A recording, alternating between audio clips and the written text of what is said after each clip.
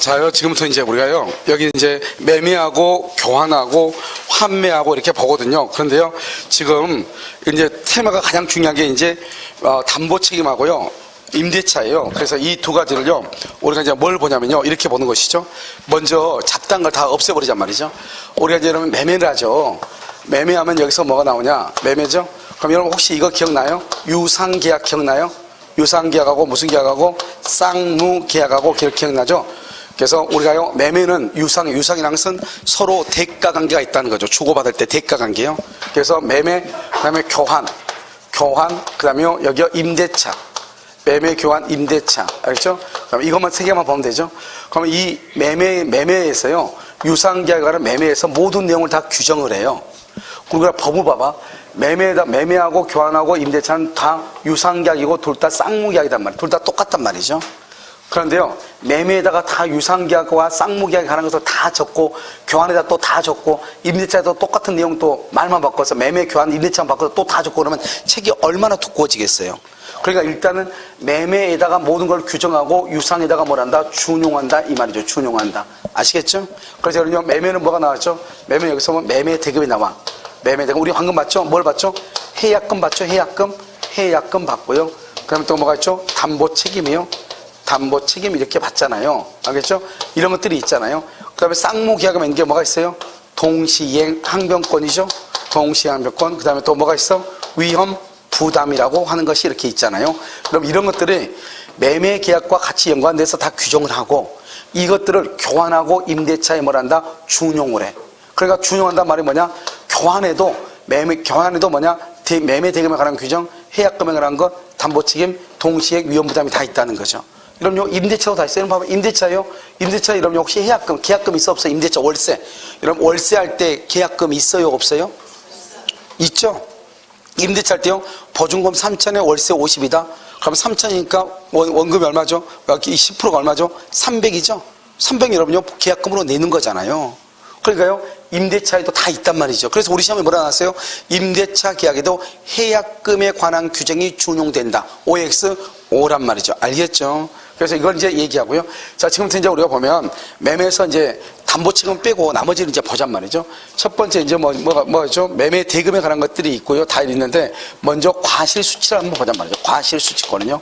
이 과실을 수치한단 말은 이때의 과실은 뭐냐면 우리 보통 이제 법정 과실을 주로 보죠. 법정, 우리가 부동산이니까요.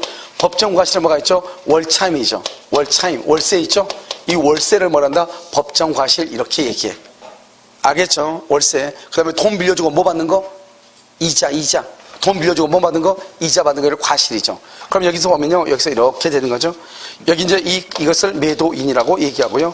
여기를 뭐라 한다? 매수인이다. 이렇게 얘기하죠. 그럼 여기 봐봐요. 여기 5월 1일이죠. 5월 1일 뭐다? 인도죠.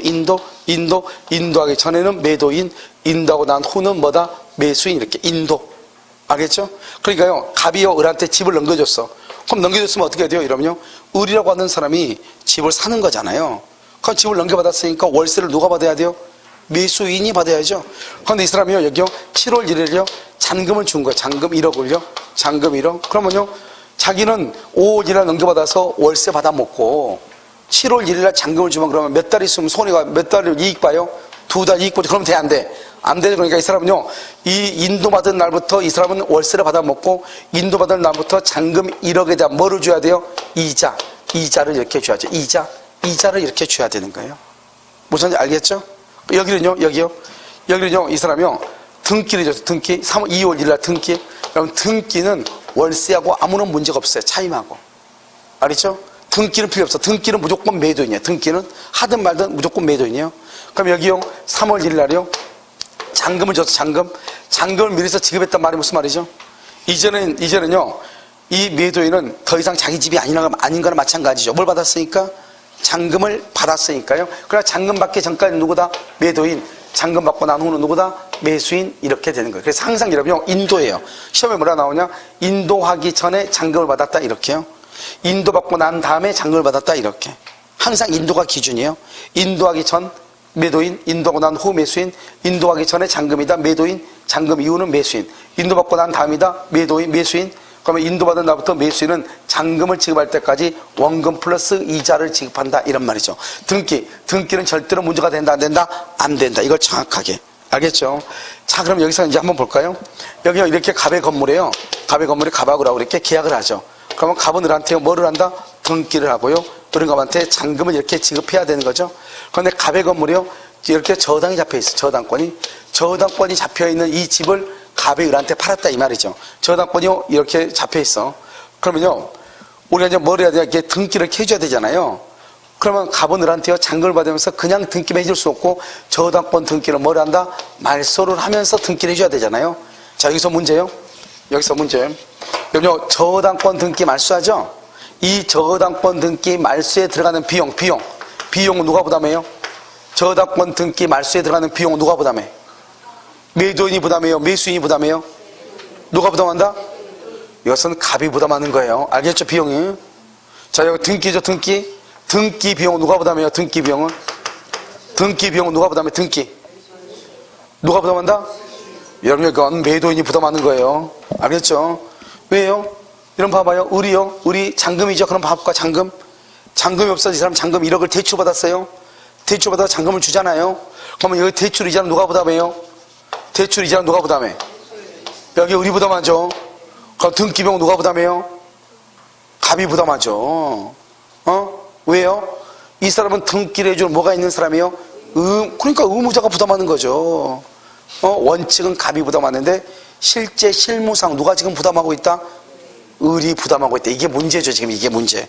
왜요? 을은요 자기가 돈 없는 거요 은행 가서 이자 빌려서 돈을 갚으면요 이자를 자기가 내는데요.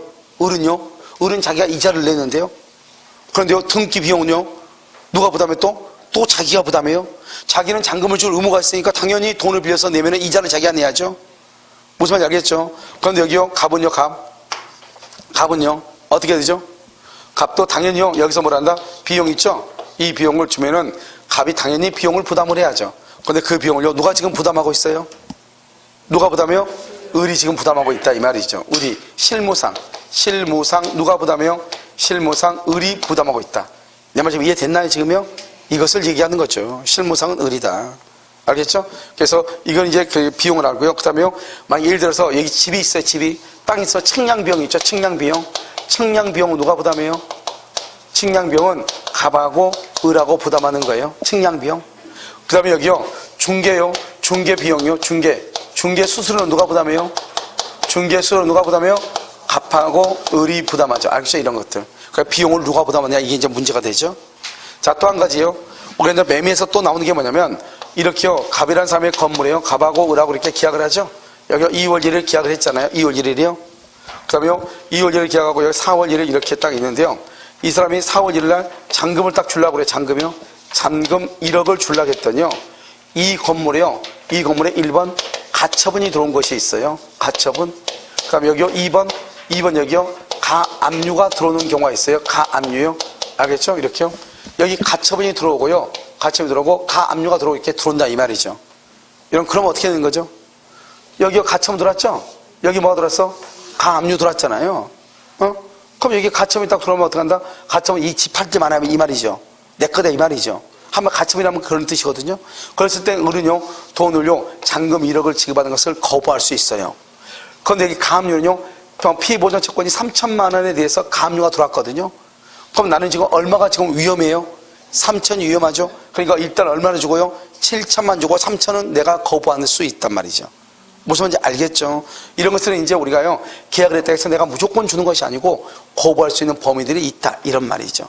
아시겠죠? 자, 그 다음에 우리가 이제 교환을 바로 봐봐. 교환. 이러면 교환하고 매매하고를 비교를 할 줄 알아야 돼요. 교환하고 매매.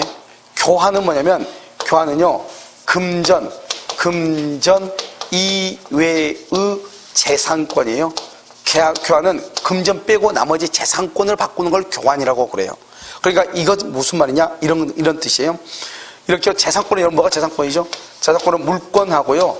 그 다음에 뭐다? 채권이 재산권이에요. 물권과 채권이 재산권이다 이렇게요.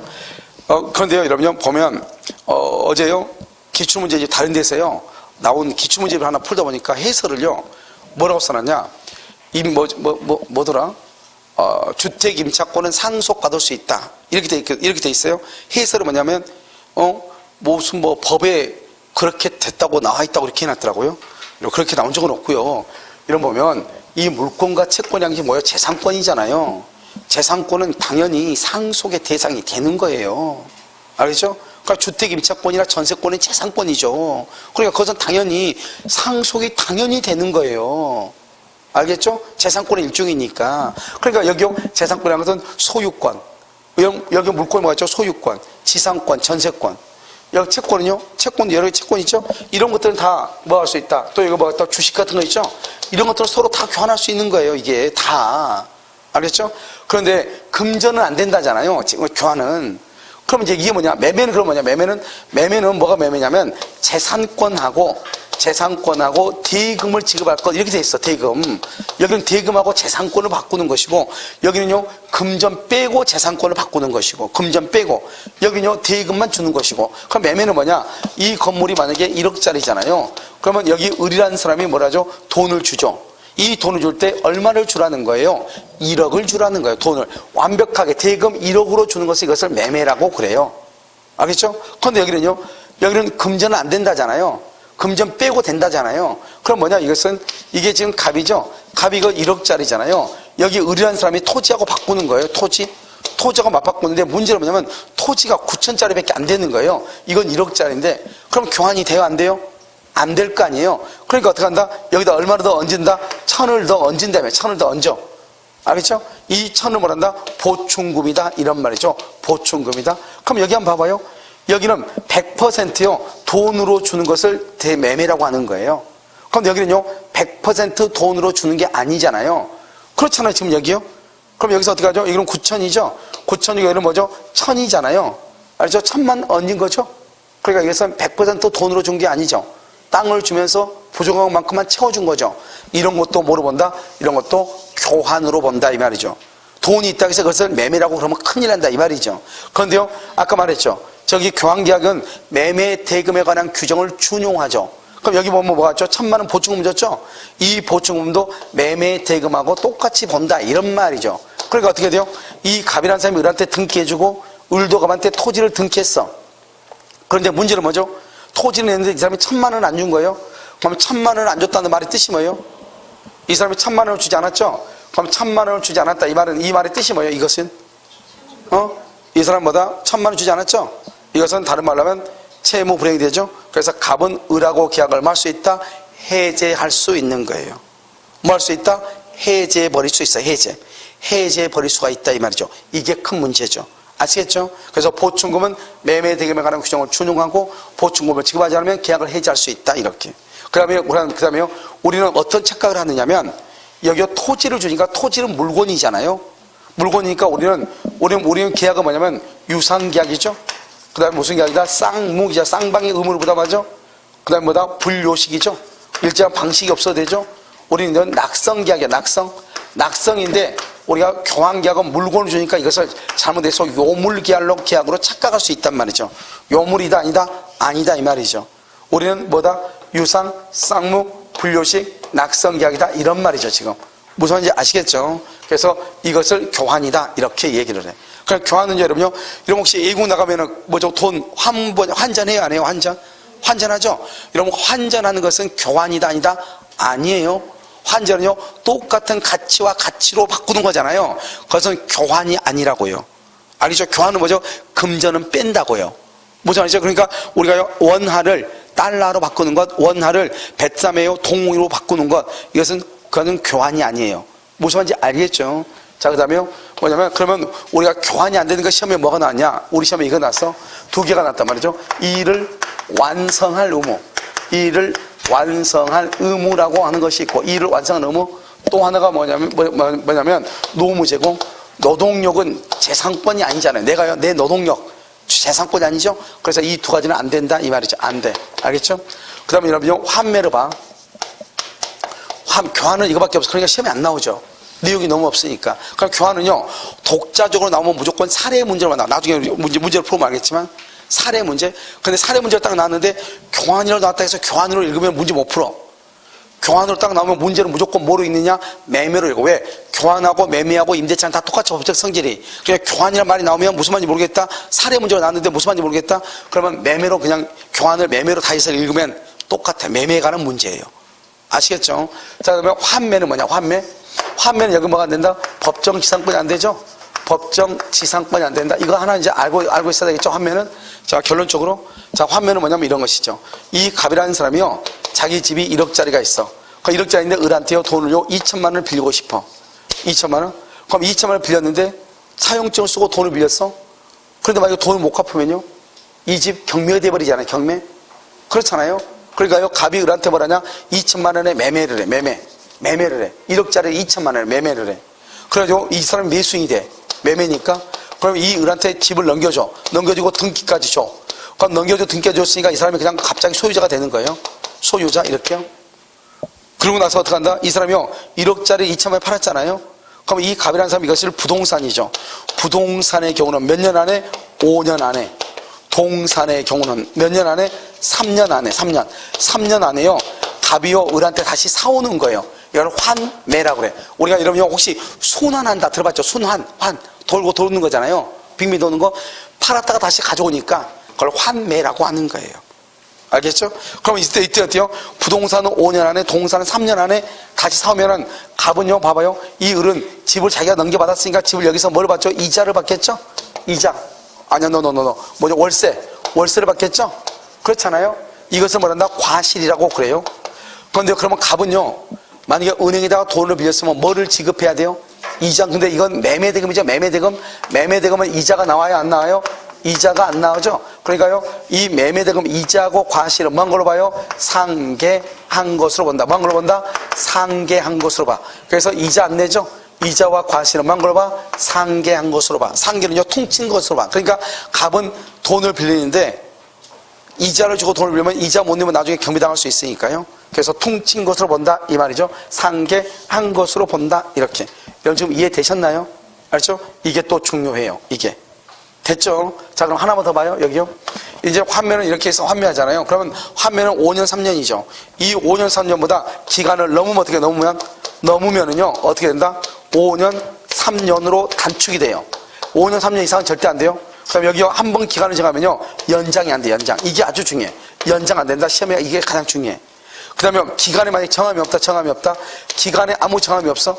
환매만 하고 아무 말이 없어. 그랬을 때는요, 몇 년이 된다? 5년, 3년이 되는 거예요. 이렇게. 알겠죠? 정함이 없으면 5년, 3년 연장 안 되고 넘으면 몇 년이다? 5년, 3년이 된다. 이 말이죠. 알겠죠? 뒤에 여러분이 환매 나와요. 환매 몇 페이지 나와 있죠? 170페이지? 170페이지 보면 나와 있어. 알겠죠? 교환하고 환매하고. 자, 그 다음에 여기 봐봐요. 여기 이제 또 한 가지 이제 보면은 환매가 뭐냐? 그럼 봐봐. 여기 안 봐봐. 환매가 채권자, 청권자, 무권청권 이런 게 또 나온단 말이죠. 자, 1번 갑이죠. 자, 2번요. 2번 을한테 이렇게 팔아. 을한테. 갑을한테 팔아. 얼마에 판다? 1억짜리 얼마에? 2천에 팔아. 2천에 팔면서 뭐냐면 봐요. 여기 2번이죠. 2, 1 그래가지고 여기다가요. 갑한테요. 여기 환매 특약 이렇게요. 환매 특약에 등기 언제요? 가장 중요한 것은 동시에 이렇게 동시에요. 환매 특약을 해. 만약에요. 나중에 하면 절대로 환매가 아니에요. 동시에요. 환매 특약에 등기를 해. 여기서 하면서 뭘 한다? 여기서 기간은요, 등기를 해야 돼요. 그럼 여기서 뭐냐? 환매 대금이요. 환매 대금도 등기를 해야 돼. 여기서 중요한 것은 환매 대금은 뭐가 하면 되겠냐? 원금이죠. 원금하고 플러스요. 매매 비용을 포함해서 환매 대금이라고 그래요. 여러분 봐봐요. 여러분이 만약에 의리하게 봐. 내가 집을 샀어요. 1억짜리 2천에요. 그런데 몇 년 안에 다시 빼앗기게 생겼어? 5년 안에 다시 빼앗기잖아요. 그러니까 여러분요, 내가 빼앗길 거 등기하면 등기 비용 들어가죠? 알죠? 취득했듯이 일단 등기했으니까 취득이죠? 취득세 나오죠 또? 그렇잖아요. 그러니까 내가 이런 짓을 내가 왜 하겠어요? 그러니까 어떻게 한다? 이 모든 비용을 다 누가 부담해야 돼요? 갑이 부담하는 거죠, 갑이. 그러니까 여기다가요, 원금 2천하고, 그 다음에 비용 100만 원 이렇게 해서 2,100만 원을 등기를 딱 해놔. 그걸 환매 대금이라고 그래. 그럼 이 환매 대금은요, 기간을 등기하다 했으니까 그 기간 안에 갑이 을한테 돈을 주고 다시 사오는 거예요. 그런데요, 5년의 기간을 했는데 을이요, 돈이 궁해서 이 집을 빨리 팔아야 되겠어. 그러면요, 우리 이것을요, 3번 병한테 팔아도 돼요. 그럼 병이 이 집을 딱 살려고 등기부를 딱 봤더니 뭐라고 돼 있어요? 여기가 환매 특약이라고 돼 있잖아요. 그럼 환매 특약은 뭐냐? 등기가 기간을 언제까지다. 그 다음에 환매 대금은 얼마다. 원금 얼마, 이자 얼마, 비용 얼마, 이렇게 딱 규정이 딱 돼 있단 말이죠. 알겠죠? 그걸 보고 있으면 사죠. 비록 이 건물은 얼마짜리죠? 1억짜리죠? 아무리 1억짜리라고 할지라도 얼마만 주고 산다, 이놈도? 2,100만만 주고 산다, 이 말 아니에요. 왜? 나중에 갑한테 받을 수 있는 돈이 얼마밖에 안 되니까 2,100. 그러니까 딱 매매대금이 우리가 뭐 신도시가 개발되면 그 땅값이 올라가잖아요. 올라간다고 해서 뭐 3,100만 원 아니에요. 올라가든 폭락하든 관계없이 무조건 얼마만 준다? 2,100만 주고 무조건 사오는 거예요. 그걸 환매라고 얘기하는 거예요. 그러니까요, 여기 4번이요, 갑이죠? 갑이라는 사람이 갑이 환매했으니까 집을 사오겠죠? 사올 때 을한테 사오는 것이 아니고 현재 소유자한테 사오는 거예요. 얼마만 주고? 2,100만 주고. 막 이놈이요, 병이 갑한테 속아가지고 1억 주고 샀다, 이 말이죠. 그건 네 사정이고, 등기가 얼마로 돼 있어? 2,100으로 돼 있죠? 그러면 2,100만 주고 사오는 거예요. 무슨 말인지 아시겠죠? 여기서 이제 중요한 점 몇 가지 얘기해요. 첫 번째, 환매는 언제나 부기등기로 해요. 부기등기. 이걸 우리 부기등기죠? 우리가 다음 주에 이제 물권법부터 강의할 거니까요, 다시 배운단 말이죠. 언제나 부기등기로 해. 부기등기. 무슨 등기? 부기등기. 첫 번째, 그래서 여러분요, 나중에 공식법도 나올 거예요. 언제나 부기등기로만 하는 것, 그게 나온단 말이죠. 그게 바로 이거란 말이죠. 아시겠죠? 자, 두 번째는요, 봐봐요. 갑이요, 갑이 다시 이걸 사오는 거죠. 환매권을 행사하죠. 갑이 뭘 행사한다? 환매권을 행사하죠. 그럼 갑이 환매권을 행사하는 것은 물권적 청구권이다, 채권적 청구권이다. 이런 봐봐. 내가 뭐라고 했죠? 물권적 하는 것은 물권적 청구권이고 채권적 하는 건 채권적 청구권이다 얘기했죠. 지금 갑은 지금 현재 갑은 소유자다, 아니다? 소유자다, 아니다? 아니죠. 누가 소유자다? 여기서 병이 소유자죠.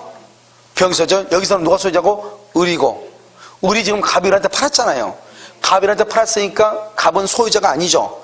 소유자가 아니면 물권이 아니죠. 물권이 아니면 뭐다? 채권이죠. 그래서 이것을 우리가 뭐라 한다? 채권적 뭐라 한다? 채권적 청구권이다. 이렇게 뭐라 한다? 채권적 청구권, 이렇게 얘기한다니까. 채권적 청구권 이렇게 얘기한다니까. 채권적 청구권이다 이렇게 얘기해.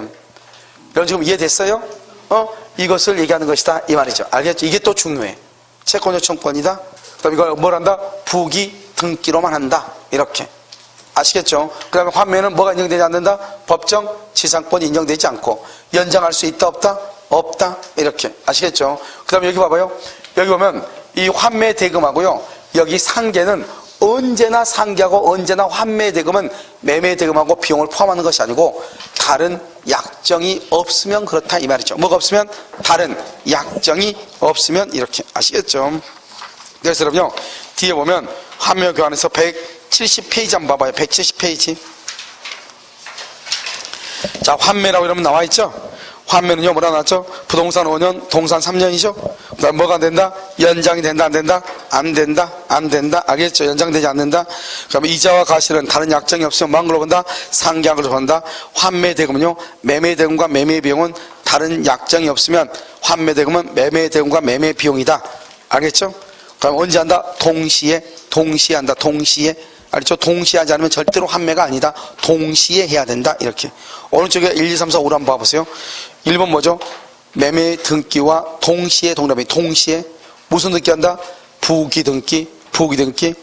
2번요. 매매 계약에 무슨 계약이다? 종된 계약이다. 종된 계약 박스에.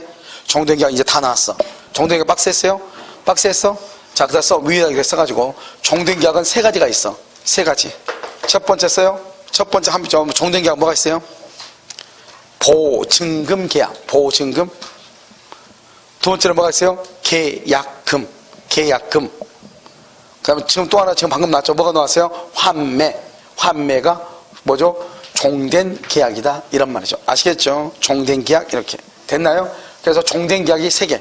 보증금, 계약금, 환매. 이렇게. 아시겠죠? 자, 그러면 3번은요. 환매 기간 내 환매대금. 환매대금 뭐죠? 대금하고 매매비용이죠? 제공하고 환매권을 행사하고요. 4번은 환매 기간 내 환매 대금을 제공하지 않으면 환매권은 뭐가 된다? 소멸한다. 소멸. 5번요. 약정 기간을 초과한다. 초과 몇 년이다? 5년, 3년으로 단축이 되고. 6번 하나 써. 6번 써가지고 뭐라 쓴다? 환매 기간은 뭐 할 수 없다? 연장할 수 없다. 연장할 수 없다. 이렇게. 연장을 못해요. 아시겠죠? 연장할 수 없다. 이렇게. 이런 지금 됐나요? 그래서 우리는 환매다, 교환이다. 이렇게 얘기해. 그럼요, 재밌는 말 한번 읽어볼까요? 우리가요. 문제요. 한번 보죠. 환매에서요. 여러분 어디로 보시냐? 346페이지 문제 좀 한번 봐봐요. 346 문제 좀 한번 봐봐. 346페이지 문제 좀 한번 봐봐요. 자, 346페이지 문제집 봤어요? 자, 그럼 보시면, 자, 185 매매 및 환매 간의 서명으로 옳은 것은 이렇게 되어 있죠. 1번 환매권은 일신 전속적 권리이므로 양도할 수 없다. 그랬는데 환매권 줄고요. 좀 어려운 말인데요, 여러분요. 그래서 형성권, 환매권은 형성권이면서 재산권이에요. 형성권이면서 재산권. 그러면 환매권은 형성권이면서 재산권이니까 여러분 어떻게 할 수 있어요? 346페이지 346 양도할 수 있다. 자, 일신 전속적 줄고요. 이런 말을 봐봐. 일신이 뭐예요? 일신? 봐봐. 일신이란 말이 무슨 말이에요? 일신이라는 것은 한 사람의 몸에만 이 말이죠. 오직 나한테만 있는 거. 봐봐요. 우리 애들 있죠. 우리 애들에 대한 친권자는 누가 돼야 돼요? 내가 돼야지. 나 혼자만.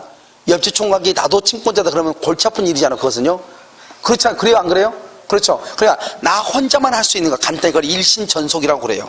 그런데 여러분 재산권은 나 혼자만 해요? 다른 사람도 할 수 있어요?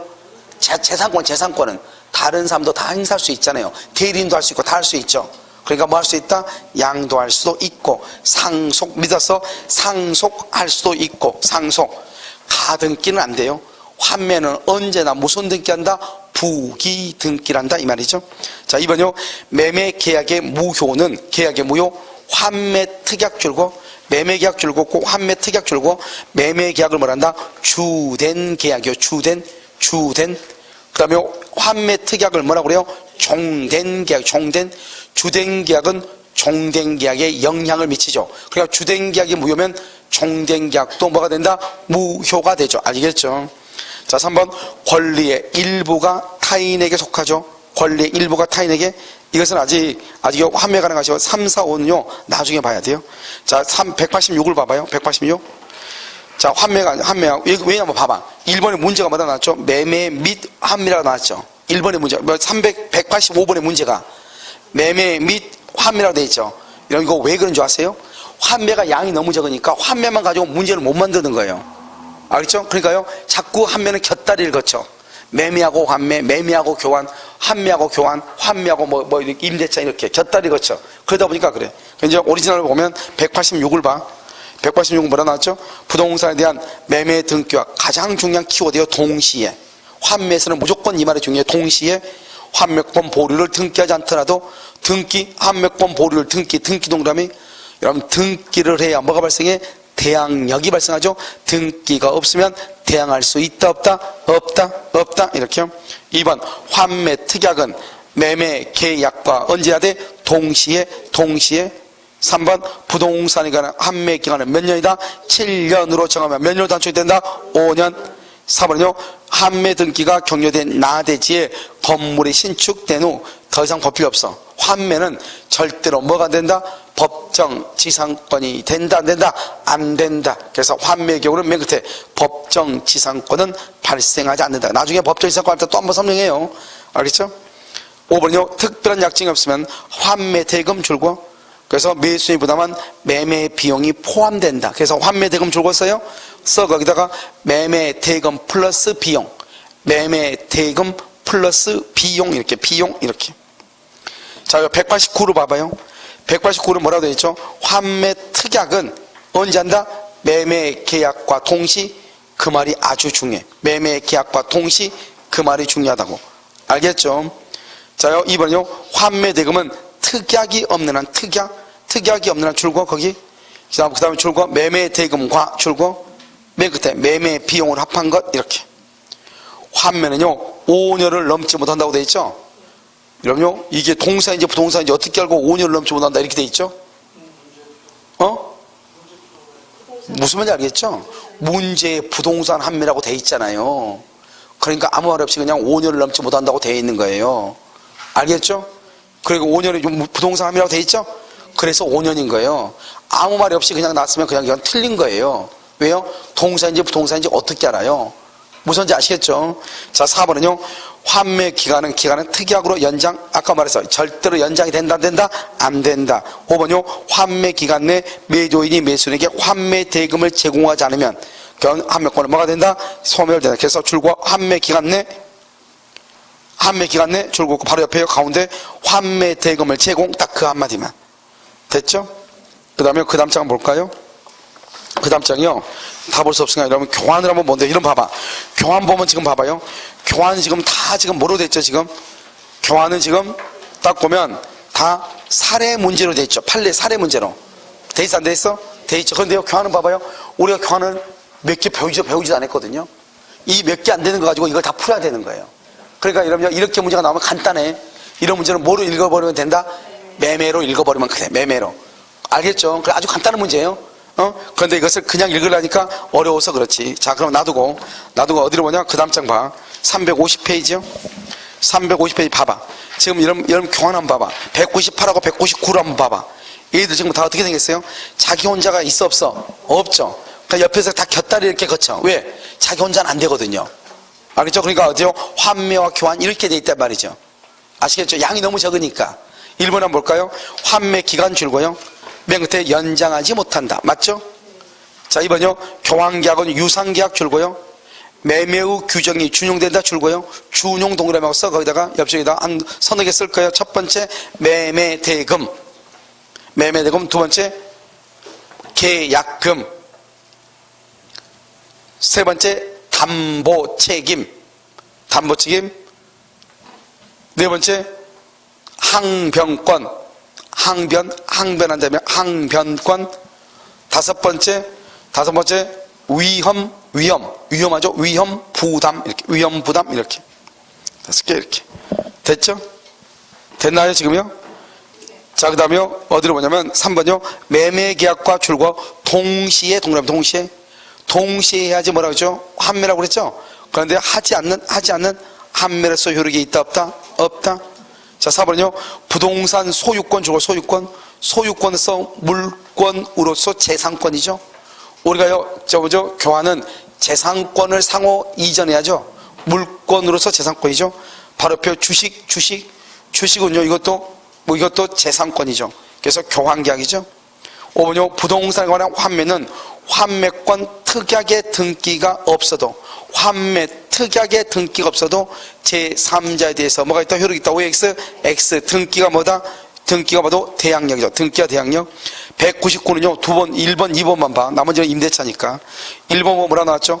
교환계약은 계약이죠, 계약. 청약과 승낙의 합치. 맞죠? 자, 2번요. 교환계약의 각 당사자는 목적물의 하자에 대해서 무슨 책임을 부담하지 않는다? 담보 책임을 부담하지 않는다. 틀렸죠? 아까 뭐랬죠? 우리가요.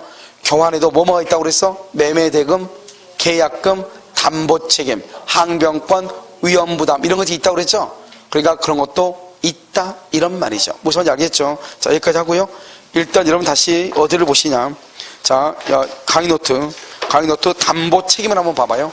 강의노트 담보 책임 164페이지 164 담보 책임 했어요? 자, 지금부터 이제 담보 책임을 보는데요. 이러면 우리가 담보 책임은요, 이러면 이것을 다 강의를 다 한다 해서 되는 문제가 아니에요. 자, 지금부터 몇 가지 지금부터 설명을 한다. 먼저 들어. 여기 지금 책에 나와 있지 않는 것을 내가 먼저 지금부터 설명을 한단 말이죠. 원래 여러분 담보 책임 어디만 보면 되냐? 166페이지 한번 봐봐요. 166페이지만 보면은 담보 책임이 끝이에요. 166페이지만 보면 담보 책임이 끝이라고. 알겠죠? 이것만 보면 되는데, 알겠죠? 이 표 하나만 보면 돼요. 이 표 하나만. 이 하나만 암기하면 되는데, 이 표 하나를 암기하기 위해서 별짓을 다 하는 거예요, 지금부터요. 알겠죠? 그러니까 어떻게 보느냐, 봐.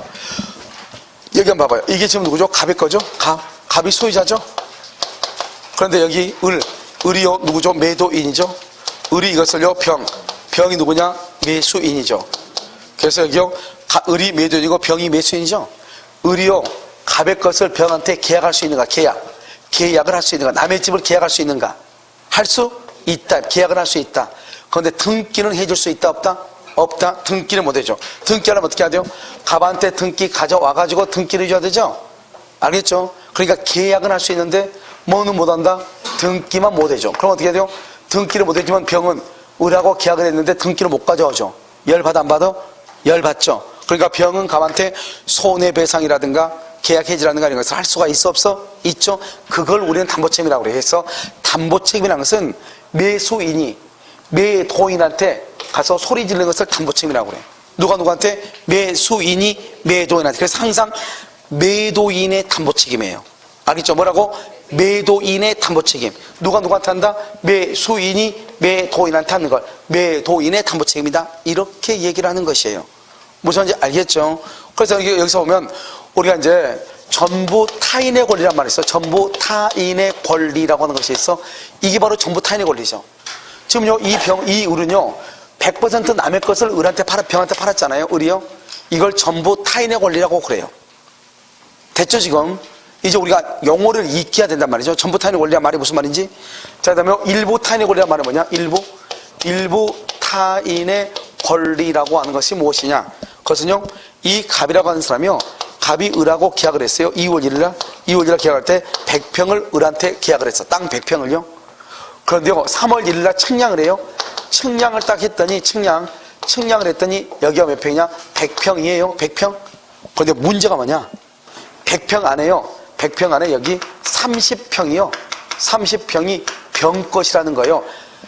여기 이 땅을 이렇게 쭉 이걸 나한테 팔았거든요. 그런데 이 값도 이게 전부 다 자기 건 줄 알았죠. 측량을 해보니까 남의 땅에 30평이 들어와 있는 거예요. 여러분요, 앞으로 우리가 토지라든가 특히 임야라든가 이런 것은 임야는 측량을 똑바로 하지 않으면 큰일 나요. 알겠죠? 우리 보통 임야 같은 거 보면 경계를 할 때 어떻게 해요? 할아버지가 뭐라고 그래? 할아버지가 우리 산이에요? 어디서부터 어디요? 저 꼭대기는 뭐 보이지? 소나무. 여기 바위 보이지? 여기서부터 저기까지 우리 거야. 이게 말이 되냐고, 그게. 알겠죠? 이게 측량을 해야 되는데 옛날 사람 다 그렇게 했단 말이죠. 측량을 못 하니까. 그러니까 여러분요, 임야 측량이 아주 어려워요. 그래서 우리 보면 임야 있죠. 산에 있는 임야 이쪽에 있는 땅들 이렇게 할 때 보면 옛날에 아주 좀 아무튼 한 사람이 있죠. 그 사람이 토지에 대해서 이제 처음으로 이게 강의를 하고 다녔던 사람이 그 사람이요. 그러니까 토지에 대해서 측량을 해야 되잖아요. 그러니까 토지 측량하는 것은 이제 자기한테 나타나기 위해서 이 사람이 군대에서 이렇게 땅 찾고 길 찾고 뭐 이런 게 있나 봐요. 군대에서 독독법이라고 하나요? 그거 뭐라고 하나요? 군대에 갔다 온 사람 없어요? 군대. 저는 군대를 가는 걸 잘 모르겠어요. 군대 가다 보면 이렇게 길 찾아가고 이런 게 있나 봐. 그걸 가지고 이 사람이요. 그것이 아마 그 군대에 무슨 교본에 뭐가 있나 봐요. 그걸 가지고 이렇게 해가지고 측량한다 이렇게 해가지고요. 한참 강의를 하러 다니는데 지금은 전혀 안 하고 있더라고요. 그래서 그때 처음 들었을 때는 그럴싸하게 보였어요. 왜냐면, 그럴 수도 있겠다. 알겠죠? 근데 사실, 이렇게 임야 같은 거 측량 조금 어렵죠. 알겠죠? 그런데 나머지도 원래는 측량을 해서 팔아야 되죠. 근데 측량하지 않고 팔았을 때 꼭 이런 문제가 발생하죠. 남의 땅이 들어와 있거나, 또는 내 땅이요? 다른 사람이 내 땅을 먹고 있거나. 알겠죠? 그럼 이게 뭐냐? 30평, 일부죠, 일부. 일부가 뭐죠? 말을 이해하라. 내가 말한 것은 30평이 병 것이다. 이 말이죠. 갑의 것이 아니고, 이 말이죠. 무슨 말인지 알겠죠? 자, 두 번째요. 우리가 매수인이 선의이냐 악의이냐를 알아야 되거든요. 악의는 알고 있었단 말이고 선의는 모르고 있었다 이 말이잖아요. 그러니까요, 여기 100평 중에 30평이 있다고 하는 것을 이 을이 알면서 샀느냐? 그러면 악이라고 그러고, 처음부터 알면서 샀느냐? 모르고 샀다 그러면 뭐가 된다? 선의가 된다 이 말이죠. 그럼 이렇게 선의하고 악의는 언제를 기준으로 선의 악의를 따지냐? 계약 체결 당시. 체결할 당시에 이 을이 100평 중에서 30평이 병의 것이라는 것을 알면서 샀느냐? 매수인은 악의. 모르고 샀느냐? 선의. 이렇게 되는 거예요. 악이냐? 선이냐? 여러분 지금 무슨 말인지 아시겠죠? 됐죠 지금? 그래서 여기요 모르고 샀냐? 알고 샀냐 이 말이죠? 선이냐? 악이냐? 이렇게 되는 거라니까요. 됐죠? 자, 이제 여기서 이제 이걸 가지고 이제 진짜 보는 거예요 지금부터요. 저 보는데 그러면 여기 측량을 3월 1일 날 했어. 3월 1일 처음에는 몰랐는데 3월 1일 측량했더니 30평이 병일 것을 알았어. 그러면 여기를 그러면 악이냐? 아니에요. 여전히 선이에요. 여전히 선이라고. 왜냐하면 선이 악이는 계약 체결할 때를 기준으로 하니까. 나중에 알았어도 여전히 선이라고. 처음에 몰랐으면. 아시겠죠? 왜 그러냐면 이 말이 아주 중요하단 말이죠. 뭐라고 나오냐? 선인은 안날로부터 1년 안에 계약을 해지하거나 손해배상을 하거나 또는요 대금 감액을 청구할 수 있는데, 감액을, 이 악인은 계약을 체결한 한 날이 언제죠? 여기요 2월 1일이죠. 한 날부터 1년 안에 계약을 해지하고 손해배상 감액을 청구할 수 있어요. 그래서 안날하고 한 날은 완전 달라. 그럼 봐봐요. 악인은 계약을 체결한 날이죠. 올해 2월 1일부터 내년 2월 1일까지예요. 그럼 여기는 봐봐요. 여기는 뭐죠? 안날이죠. 여기서 안날은 뭐예요? 언제부터요?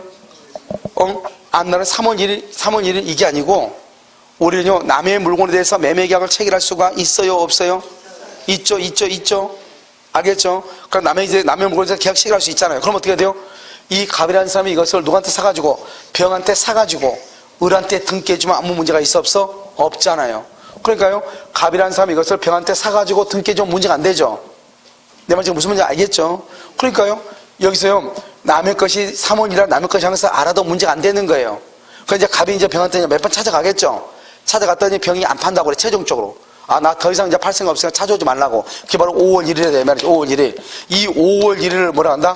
최종적으로 등기를 해줄 수 없다고 하는 것을 알았어, 몰랐어? 알았죠. 우리가 안날이라는 것은 타인의 물건을 취득해서 이 등기를 이전해 줄 수 없음이 확실하게 된 날, 그날이 언제다? 5월 1일. 이것을 안날이라고 하는 거예요. 그러니까 5월 1일부터 내년 5월 1일까지니까 어때요? 권리를 행사할 수 있는 기간이 더 늘어났어요, 줄어들었어요? 늘어났죠. 그러니까 선인은 좋게 하고 악인은 짧게 해야 되겠죠. 그러니까 악인은 계약을 체결, 항상 악인은 한 날로부터 1년이고 선인은 언제부터? 안 날로부터 1년이다 이 말이죠. 그래서 이것을 이제 여러분요 일부 타인의 권리가 알아야 되고, 그 다음에 여기서요 수량 부족이라고 하는 것이 있어요.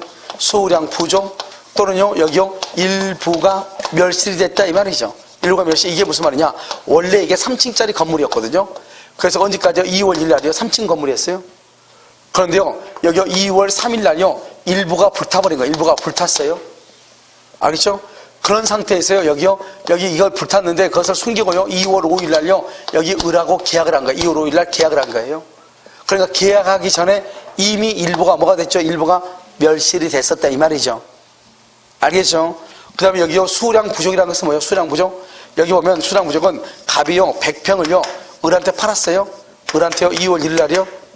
그런데 측량을 딱 하니까 3월 1일 날이요 측량을 딱 하니까 70평밖에 안 되는 거예요. 여기는요 측량을 하니까 100평이잖아요 100평 속에 남의 것 30평이 있잖아요.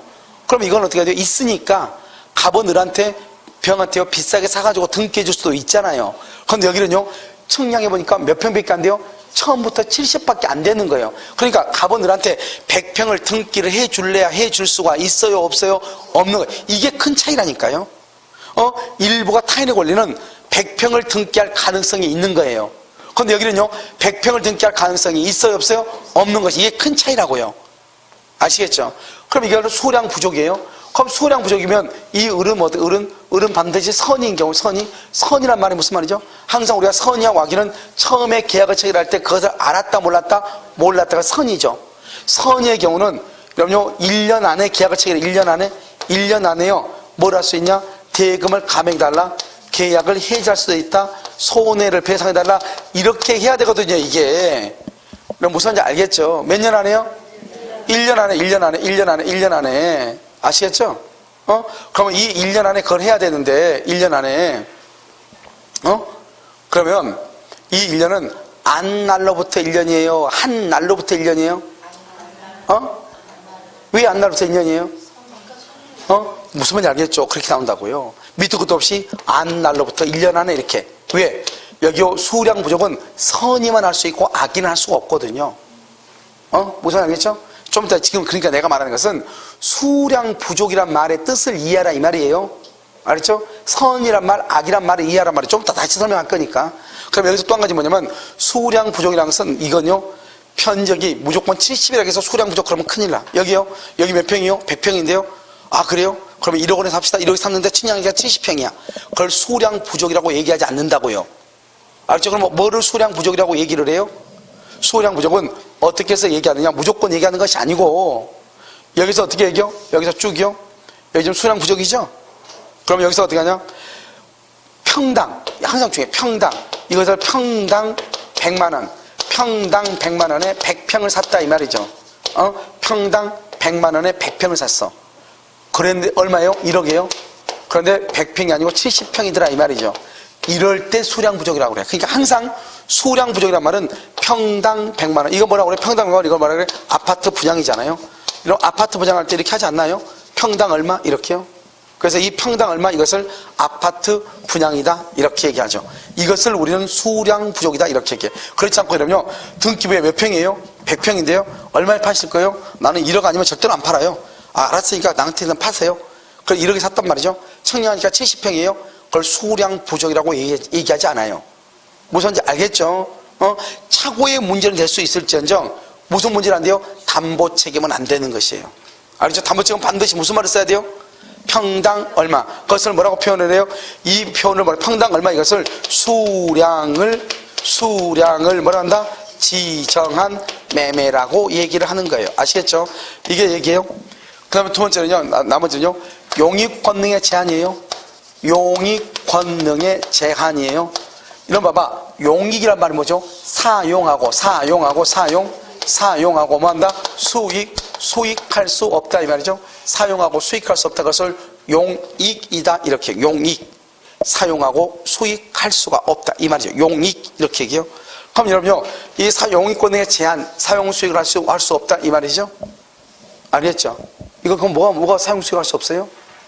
사용 수익할 수 없다. 뭐가 없어요? 여러분 용익권의 제한은 여러분 이런 거 아주 많죠. 우리나라는요. 여기 보면 갑이 있고 여기 집에 1층이요. 을이 지금은요 살고 있어요.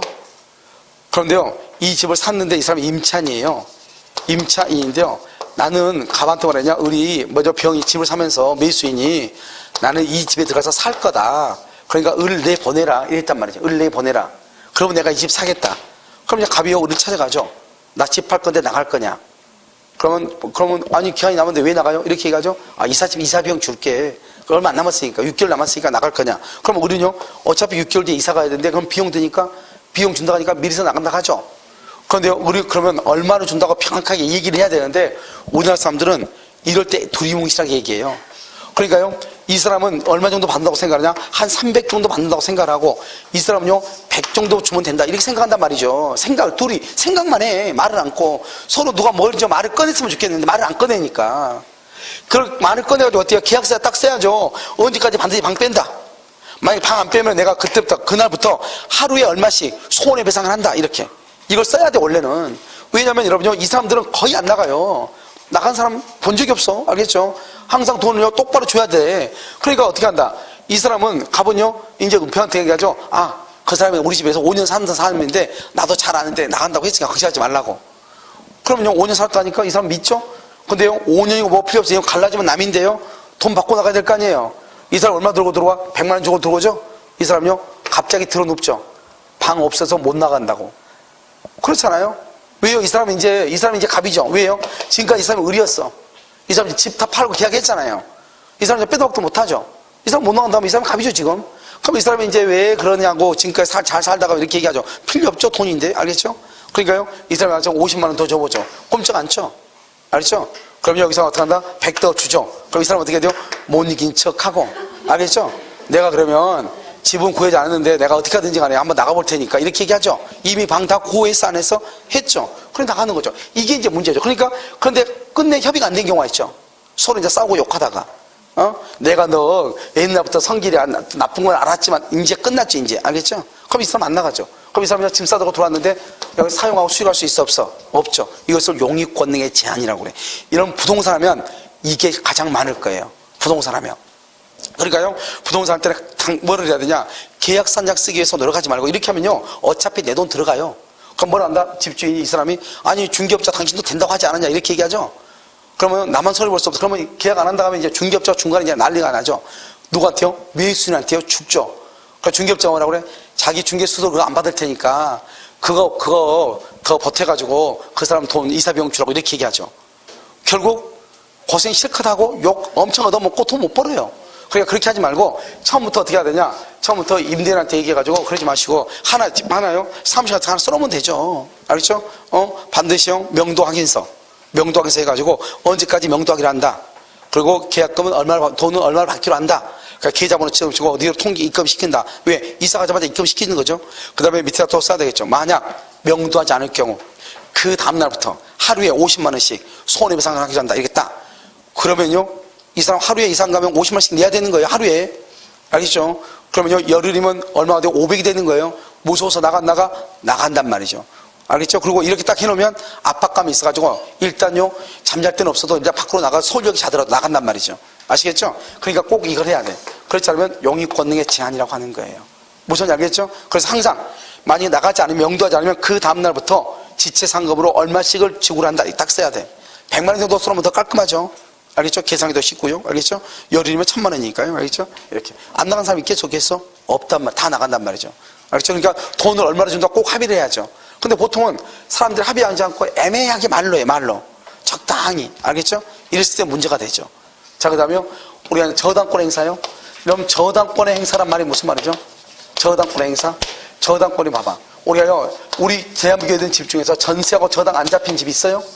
다 잡혔어. 알겠죠? 전국에. 그러니까 전세, 저당 다 잡혔기 때문에 전세권이나 저당권이 그 집에 있는 것을 알면서 사고 팔고 할 수 있어요? 없어요? 있다 이 말이죠. 내가 항상 하는 얘기가 뭐예요? 여러분 같은 아파트에 같은 동에 어떤 사람이 은행에다 돈 빌려서 저당 잡았는데 돈 못 갚아서 경매됐다 하더라. 이런 말 내 평생에 2번 이상 들으면 그 사람은 죽어야 돼요.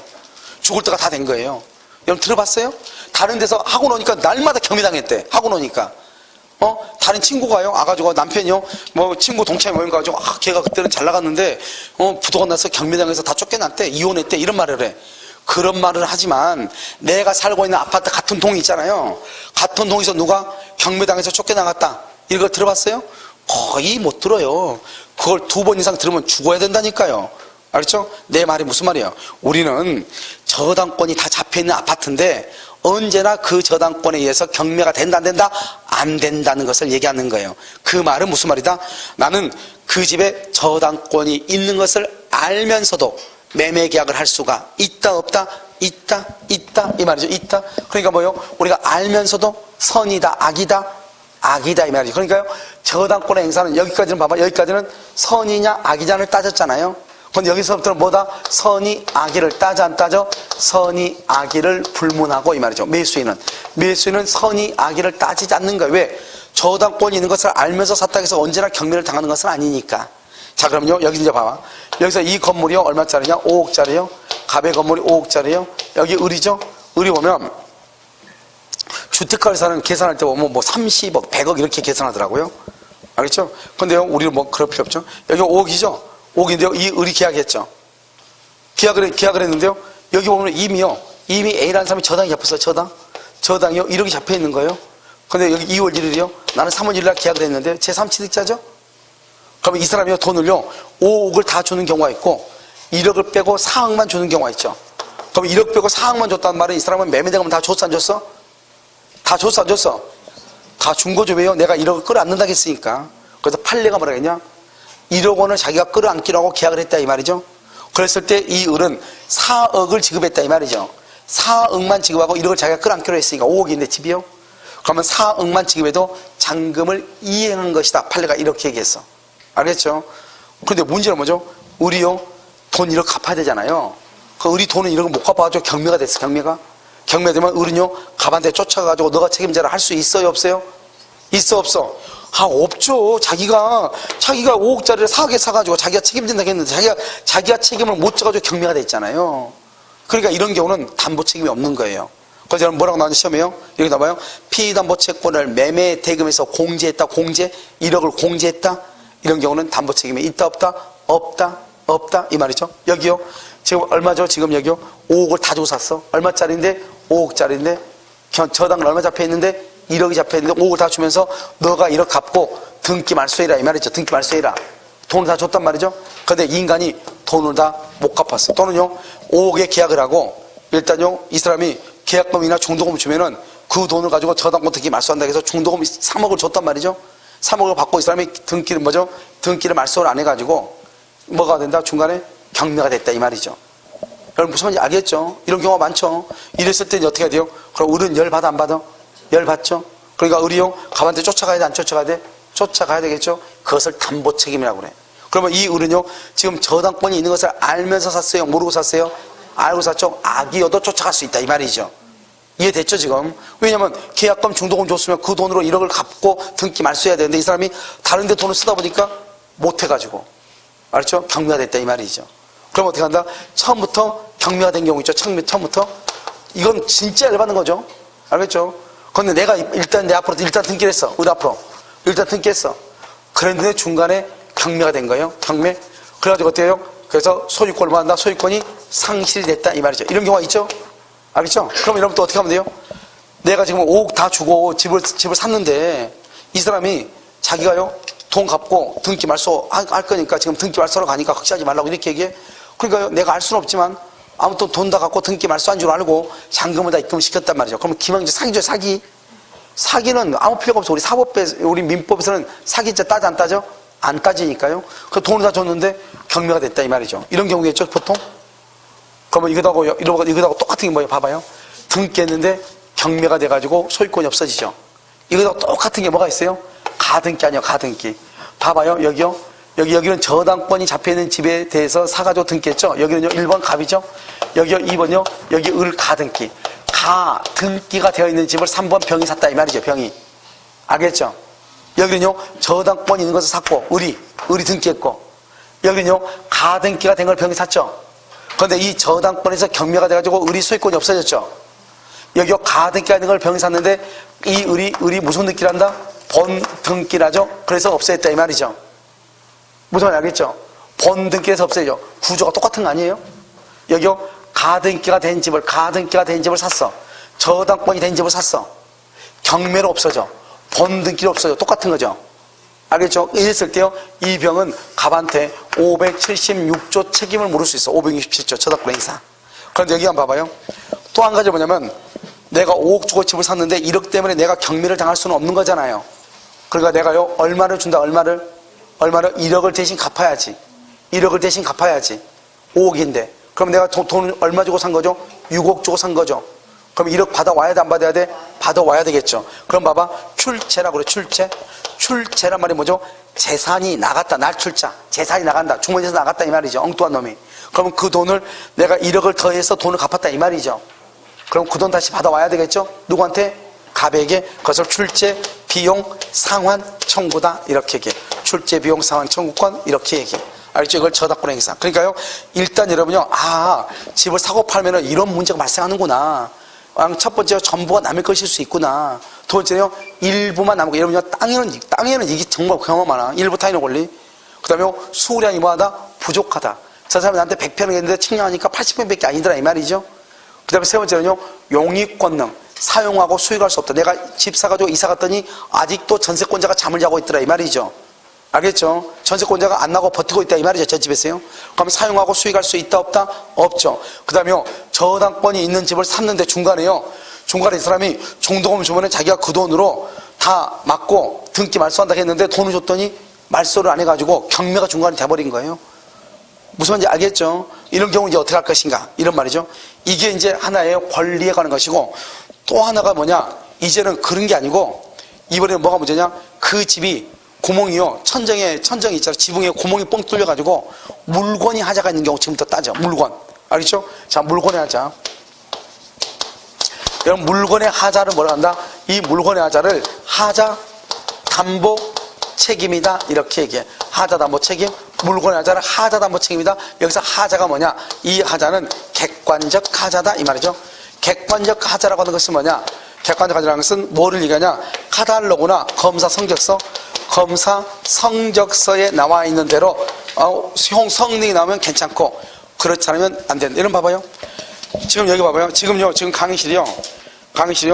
공부하기에는 딱 좋아 보이는 온도인 것 같고, 좀 여기서 난방을 틀면요 덥고요. 그러면요 어떤 분들은 좀 춥다고 또 느낄 수도 있을 거예요. 그러니까 만약에 지금 강의실 온도가요, 어떤 분은 춥다고 느끼죠. 그럼 그분한테는 이 강의실은 하자가 있는 거예요. 알겠죠? 어떤 분은요, 상당히 마일드해요. 자기는 좋아요. 괜찮아요. 그럼 그 사람한테 쾌적성이 있으니까 가장 최상 상태예요. 공부하기에요. 그런데요, 어떤 사람한테는요, 이 강의실이 더워요. 더워도 그 사람한테 문제 있는 거예요. 왜? 더우면 공부에 집중이 돼? 안 돼? 안 되잖아요. 그러니까요, 더워도 문제고 추워도 문제인 거예요.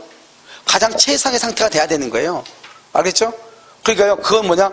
개인한테 물어보는 거잖아요. 지금 우리 학원 학생들은요, 그래도 뭐죠? 좀 이렇게 말이요, 이렇게 좀 이제 다 이렇게 좀 착하게 이렇게 하잖아요. 이러면요, 다른 데 가면 여러분 좀 있으면 이제 7월달 돼봐, 7월달. 7월달 되면은요, 여러분요, 이제 문제가 되죠. 7월달 되면 어때요? 난방 틀 때는 괜찮아. 누가 싸운 사람들, 지금 난방 틀 때 싸우는 걸 본 적이 별로 없는 것 같아요. 난방 뜨면 선생님이 제일 힘들어요. 뭐냐면, 난방기가 바로 그냥 입으로 들어가지고 입을 벌리고 계속 말을 해야 되는데요. 난방을 트니까 목이 말라가지고요. 목이 성대 결절이 와요. 목이 마른 상태에서 계속 강의해야 되니까. 그러면 여기요, 이게 계속 비비면서 소리가 나는 거잖아요.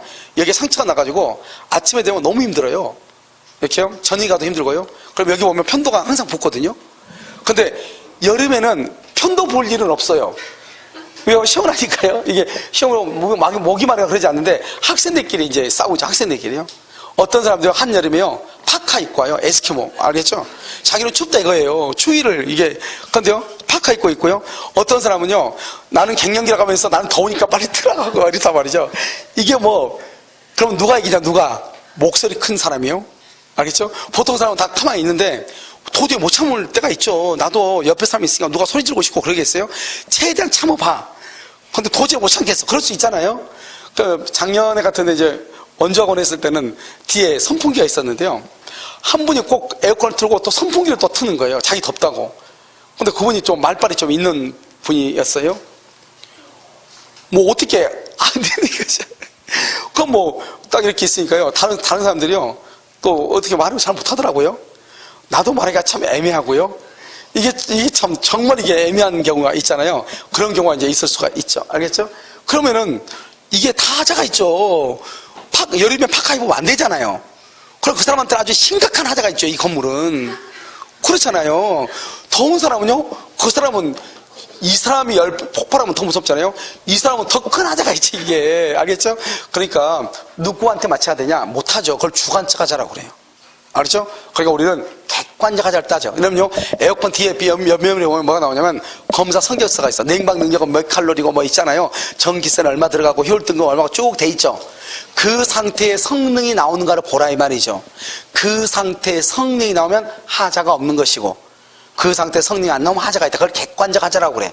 그래서 검사 성적서라든가 카탈로그 등을 봐라 이 말이죠. 무슨 말인지 아시겠죠? 자, 그 다음에요, 여기서 또 하자가 있는데, 여기서 뭐가 있냐? 작년에 기억이 나왔죠? 확대손해요.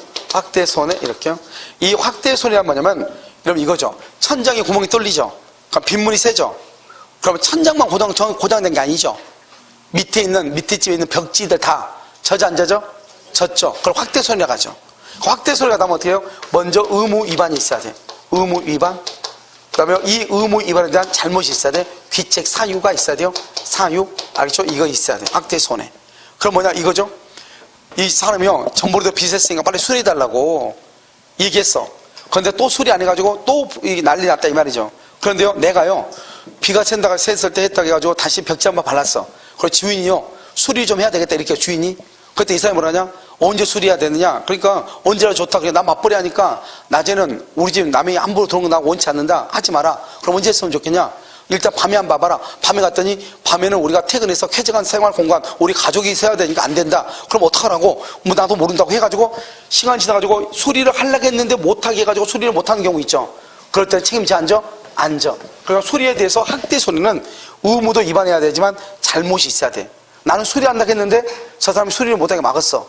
그러면 나는 손해에 대해서 책임을 진다 안 진다? 안 진다. 알겠죠? 이것을 확대손해 이렇게 얘기를 하는 것이에요. 무슨 말인지 알겠죠? 그 다음에 봐봐요. 우리는 담보 책임은 무과실 책임이야. 이런 무과실 책임이라고 하는 것이 무슨 말이냐? 무과실은 잘못이 없어도 책임을 진다 이 말이죠. 매도인이나 집주인은 여러분 천정에 뚫린 것이, 지붕이 뚫린 것이 매도인하고 무슨 관계 있어요? 그렇잖아요. 지나가는 비행기가요, 잘못해가지고 오물통 하나 터뜨려가지고 지붕이 깨질 수도 있잖아요. 지나가는 새가요, 독수리가 그냥 모르고요, 새가 조그만 거 하나 있으니까 지붕이에요. 그거 잡는다고 그냥 뛰어내리다가요, 거기 거리 계산을 잘못해가지고 지붕을 박아가지고 지붕이 뚫릴 수도 있고, 아무튼 무슨 짓이 다 있을 수 있잖아요. 그냥 나하고 관계없죠. 잘못 없어도 책임을 져야 돼. 매수인한테. 그런데 문제는 뭐냐면 매수인이 잘못이 있어. 매수인도 잘못이 있다 이 말이죠. 매수인도 그랬을 때는 그럼 어떡할 것인가 이 말이죠. 우리가 과실상계는 뭐가 과실상계냐?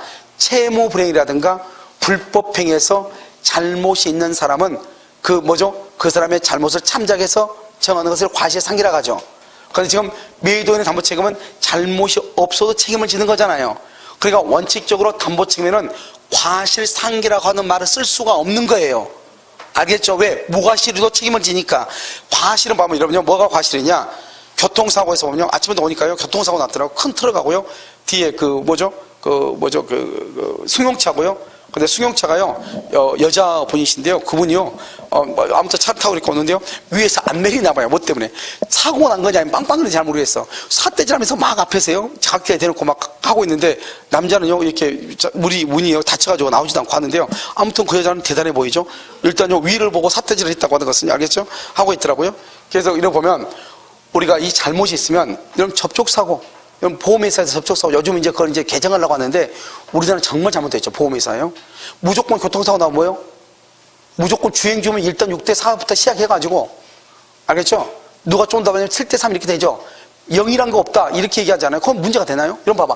나는 차선이란 게 왜 있죠, 차선이란 게? 차선이니까 나는 이 차선을 지키고 가는데, 얘가 들어와서 박았어.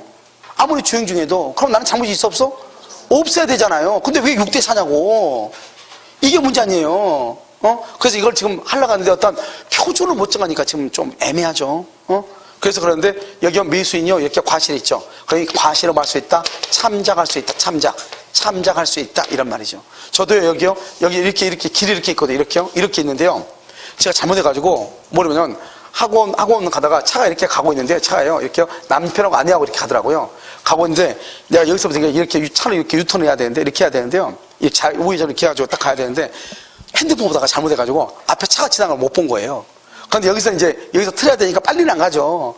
천천히 가는데 앞에를 이렇게 퉁 찍었어요. 그래서 했는데 앞에 문이 있죠. 문 이쪽에 이렇게 쑥 이렇게 들어갔어요. 이렇게요. 그러니까 팍 들어가는 게 아니고 앞에 문이 얇잖아요. 그러니까 툭 찍었는데 아무튼 툭 소리가 나면서 멎었어요. 멎었는데 여기서 여자분은 가만히 있고 남편분만 나와가지고 내가 잘못했다. 명함을 줬어요. 명함 줬으니까 내가 강의 와야 되잖아요.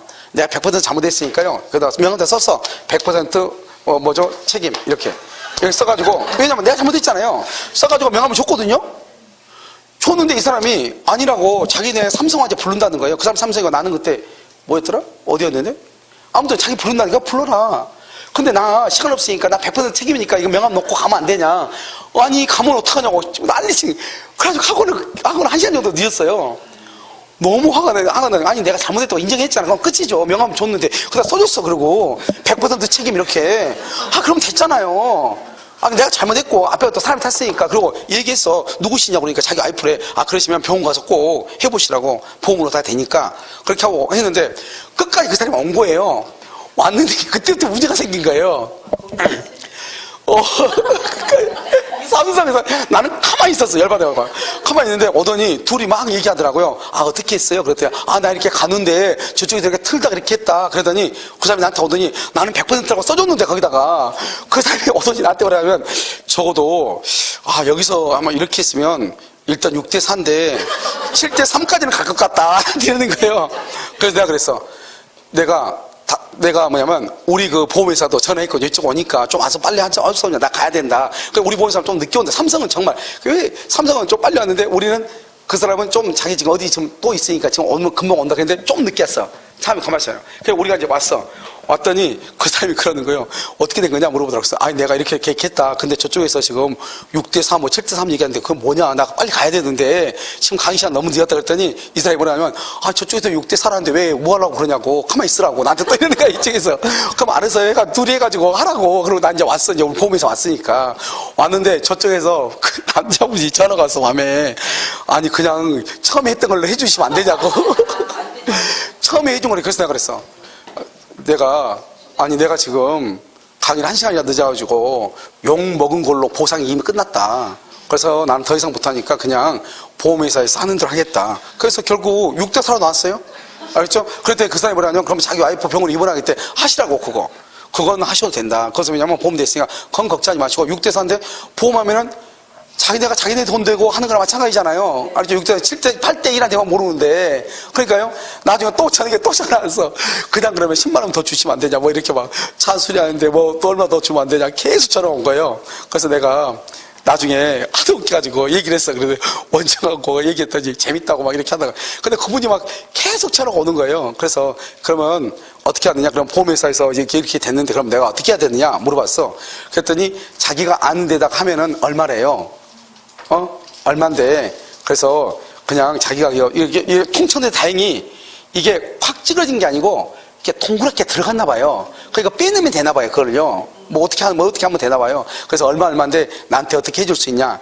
그래서 내가 그러면 내가 현금으로 하겠다. 해가지고 현금으로 했거든요. 되게 웃기잖아요. 알겠죠? 그러니까 이런 것들이 바로 뭐냐? 과실이죠, 과실. 과실을 서로 있으면 서로 통치는 거 6대4, 7대3 이게 바로 뭐냐? 과실상계예요.